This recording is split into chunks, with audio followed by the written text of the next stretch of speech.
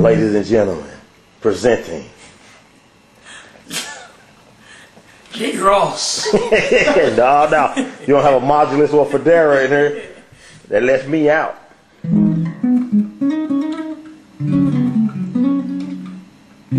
Hey man, let's show people how quick it is to make a track, y'all. How to come up with a song. Play a groove, man. Let's think of some lyrics, TJ. We just gonna make a song up and sell it to Ty Tribbett now. That'll work.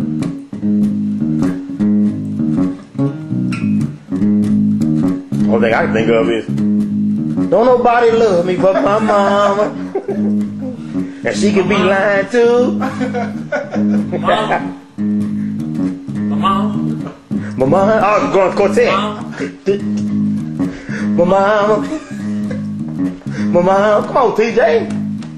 My mama, where? My mama.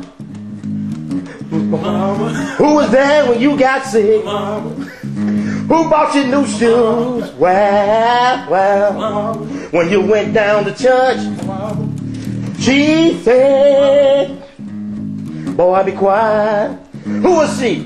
My mama, yeah. Oh man, we got to get this to the soul seekers, man. Mama.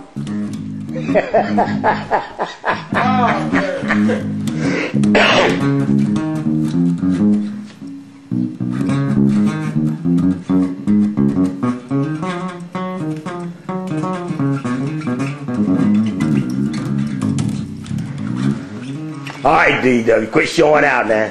Ain't nobody gonna, you know, all your adoring fans gonna be like, woo, wow. Now do it slow so they can learn it too, man. So they can throw it in. Now do it one more time. Let me zoom in. Go ahead.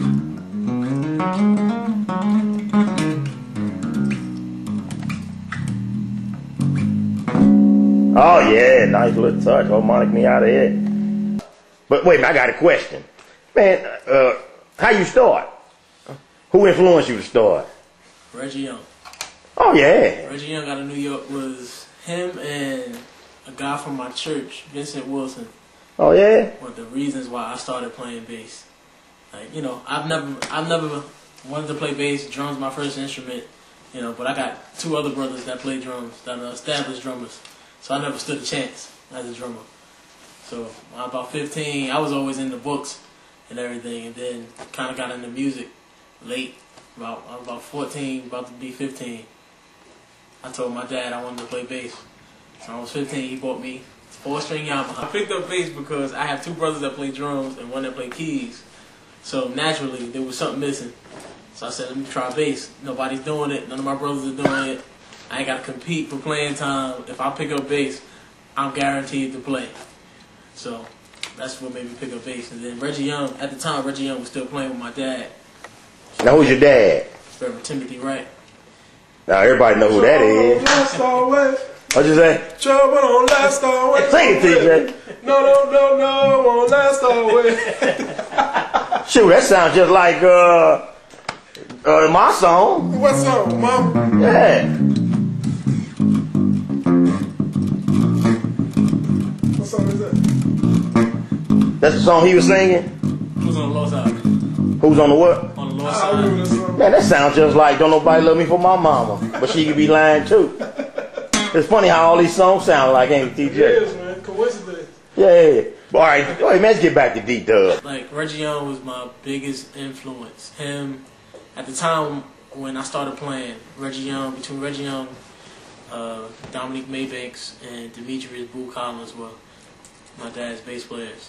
And those were my starting influences. Now you grew up, what, quartet style? I grew up, not quartet, kind of traditional gospel choir, traditional church choir type music, because that's what my dad is known for. So traditional, like church grooves and stuff like that. What about nowadays? Who's some of your favorites? And don't name all your bootleg friends, man. I say my favorites right now are... You're going to make somebody mad. Yeah, I'm going to make somebody mad, but you know, Derek Hodge, Who he play for? Definitely a favorite of mine. He plays for. He does a lot of solo stuff. He does a lot of stuff with Rob Glasper, Chris Dave, and Experiment. He does a lot of production work. He's killing electric and upright bass, which is, you know, it's not an easy thing to be great on both. And that's one dude I can honestly say is great on both. Derek Hodge is a favorite of mine. Richard Boner, of course, is a favorite of mine. Victor Wooten will forever be a favorite. I'm a big John Patitucci fan. Patty? Yeah, I'm a big fan of his. Jimmy Haslip, Yellow Jackets. Consistency is a big. Well, what about some of your gospel brethren? My gospel brethren, Darryl Freeman, man, is. Man, Hey, Free, I'm gonna send you that $50 I owe you too, man. Don't trip.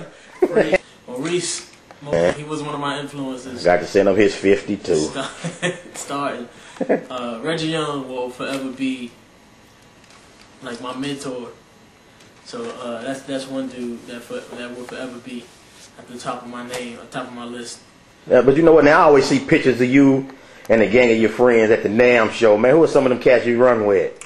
Justin Raines. Now who he play for? Justin Raines is he plays for Israel New Breed now. Okay. A couple other people. Tim Rawbiz Williams. Who he play for? Who is Tim playing for now? Tim down in Houston selling oranges, man. Tim just relocated to Houston, so yeah. I don't know what he's doing. Tim with Adam Johnson, plays with Jonathan Nelson. Stephanie Mills. Yeah. He's incredible. You want to hear a solo bassist? Adam Johnson. Yeah, Roscoe. Yeah. Roscoe bassist. You got Adam Blackstone. Oh, yeah. Who MDs for... Out of Philly. Yeah, out of Philly. MDs for Kanye West. He actually MDs for Mary at the moment. People. Hey, so as you can see, friends, D-Dub hobnob with the higher echelon cats. So what you think about the up-and-coming younger bass cats coming up, guys you teaching and guys that look up to you? It seems like professionalism is out the window. Yeah, a lot of people have the wrong idea of what it is to be a musician. Like if you just trying to be a musician, cool, be a musician. But if you grow up in the church and you're trying to be a gospel musician, you have to be a Levite, which is kind of different. It's different from being just a normal musician to where skill matters. When you're a Levite, it comes to skill, it comes to, and then on the natural side of life, professionalism, showing up on time, knowing your songs when you show up to a rehearsal. All of that stuff is very important because you're held accountable for that. Hold on, look at old D-Dub here, y'all. See, now when y'all want to be a big-time bass player and be successful, you got to get your hair done like that. You cannot go to Pookie's hair salon and let them just put a twisty on it. You know?